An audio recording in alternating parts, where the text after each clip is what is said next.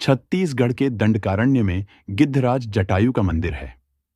यह वह स्थान है जब सीता का अपहरण कर रावण पुष्पक विमान से लंका जा रहा था, तो सबसे पहले जटायु ने ही रावण को रोका था। राम की राह में जटायु पहले शहीद थे।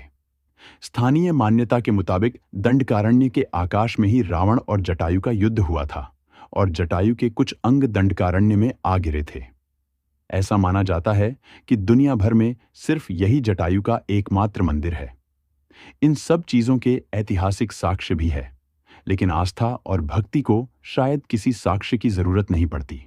दुनिया के इकलौते जटायु मंदिर को देखना काफी दिलचस्प अनुभव है।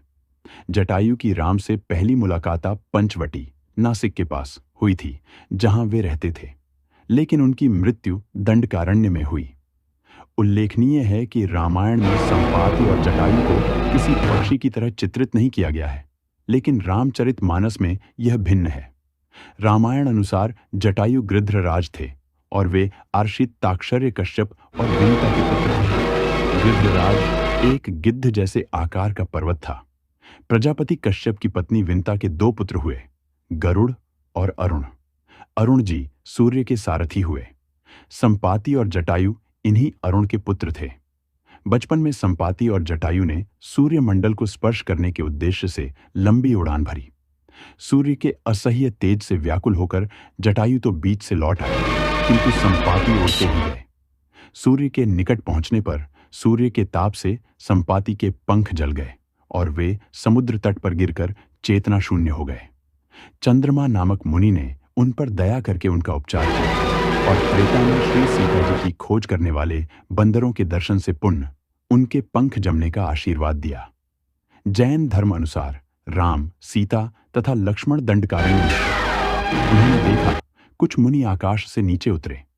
उन तीनों ने मुनियों को प्रणाम किया तथा उनका आतिथ्य किया। वहां पर बैठा हुआ एक गिद्ध उनके चरणोदक में गिर पड़ा। साधुओं ने बताया कि पूर्व काल में दंडक नामक एक राजा था। किसी मुनि के संसर्ग से उसके मन में सन्यासी भाव उदित हुआ।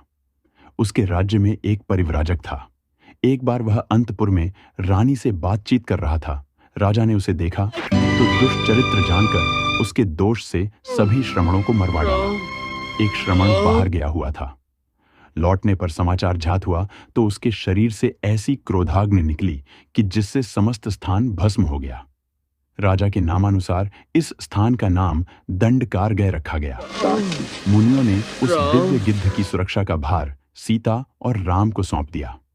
उसके पूर्व जन्म के विषय में बताकर उसे धर्मोपदेश भी दिया।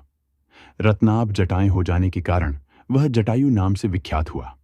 जब जटायु नासिक के पंचवटी में रहते थे, तब एक दिन आखेट के समय महाराज दशरथ से उनकी मुलाकात हुई और तभी से वे और दशरथ मित्र बन गए।